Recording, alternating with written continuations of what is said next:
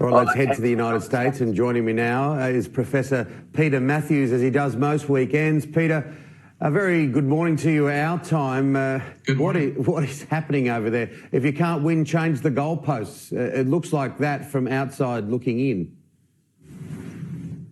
You mean in terms of the election itself? Oh, absolutely. Look, the story has ramped up this week about questioning what's happening with the mailing system, the ballot system. Yes. Yes, indeed. It's very unfortunate that there's so much of doubt being sown by the president's side, mainly about the results of the election. Very destabilizing when they asked him, would you accept the results of the election? And he says, well, I don't know. I'm not sure. We'll have to wait and see. We'll have to wait and see. That was his response. And that has never been said by any candidate for office, presidential office, before. It throws doubt in the whole system. And yet there shouldn't be doubt, because mail-in ballots have been used in several states very successfully for 10 years or more. And there's something like a 0.027 rate of any kind of malfeasance with mail-in ballots. Very, very, very tiny. And it hasn't affected any elections. So this is a red herring being raised by the president's side to make it look like there will be a bad election result. And I think he's concerned he might lose. And there's that problem of the votes coming in, the regular precinct votes coming in early, and then looking like Trump's ahead, and then Mr. Biden will go ahead a day or two after as they're counting the mail-in ballots. It's very destabilizing, the whole thing, and I think people should be very aware that we should just go with the results that come in and wait for the results. We don't have to have it the same night. Well, it's not his decision to make, is it? This is a world of so much spin, of so much PR. The world, it's such a changed environment, and we've never seen an election conducted like this before either. Never, ever in this country's history, in the modern history especially, but in the history of the United States, it's never been conducted. Every presidential candidate has accepted the loss when they did not win enough votes or electoral college votes. So this president should follow suit and be in the same vein, but he's not. He's way outside the norm, and it's very destabilizing, and I think people should be aware and be ready to go out and vote, either by mail or in person, or drop their mail-in ballots off at the polling places to ensure it gets there. And that way, American democracy can be protected. It could end up in a constitutional crisis otherwise, which would be very dangerous for the country.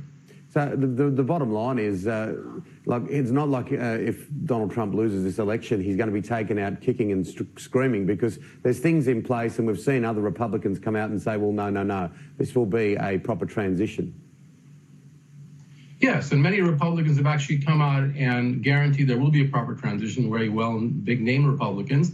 And many of them, and some of those Republicans actually have endorsed Joe Biden. They've said they're not supporting Trump because of his malfeasance in terms of delegitimizing the election. So people like, for example, Cindy McCain, the wife of Senator John McCain, Governor Christie Whitman of New Jersey, former governor, the former governor of Ohio, John Kasich. These are big-name Republicans who said they're not supporting Mr. Trump because of how he's not taking this seriously. He's trying to delegitimize the system in the election. They're supporting Mr. Biden. So yes, that's true. That big-name Republicans said this is going to go through. We're going to have a transition, a peaceful transition as always, and that helps a lot to have them also taking that position, not just Democrats. We're only 5 weeks away, Professor. How are the weeks ahead shaping up?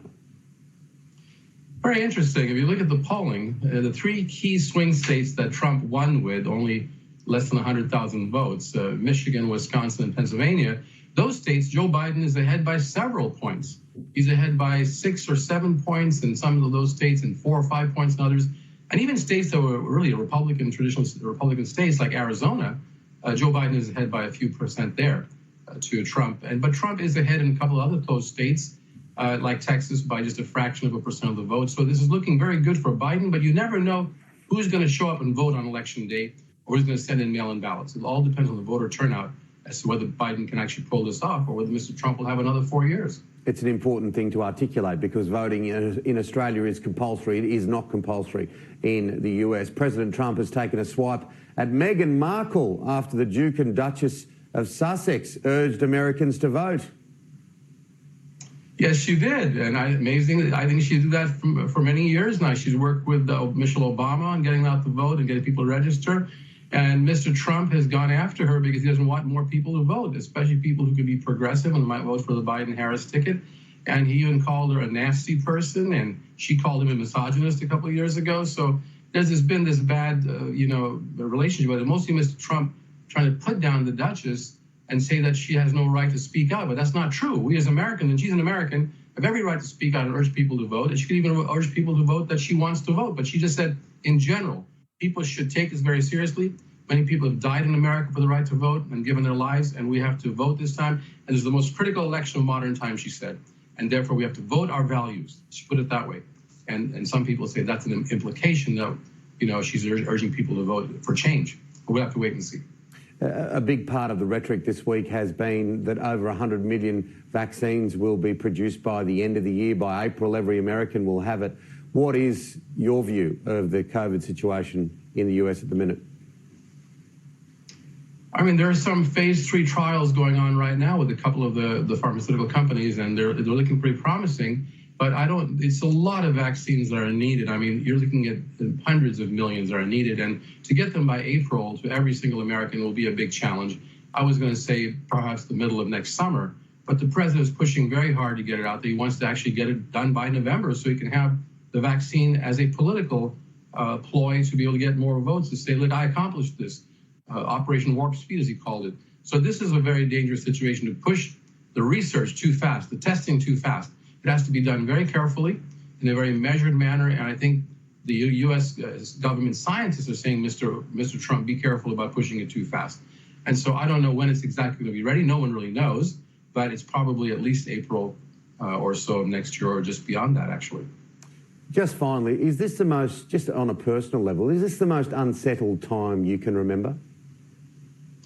It really is, Tim, and I've been around for quite a few decades now, and I don't remember any other time in America that was this unsettled and unpredictable and danger-laden.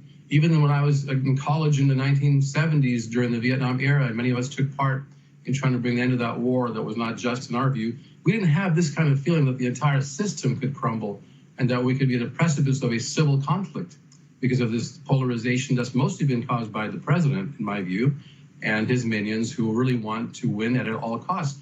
We haven't had this type of possible constitutional crisis ever, even with Richard Nixon and Watergate. Nixon was willing to go ahead and resign when he saw the writing on the wall. Every president has been able to comply with the law in that sense. This is the only one that is challenging it, and it's very unsettling. It really is. Professor Peter Mathews from Cypress College in the US. We no doubt will talk very, very soon. Enjoy your weekend. Thank you. You too, Tim. Coming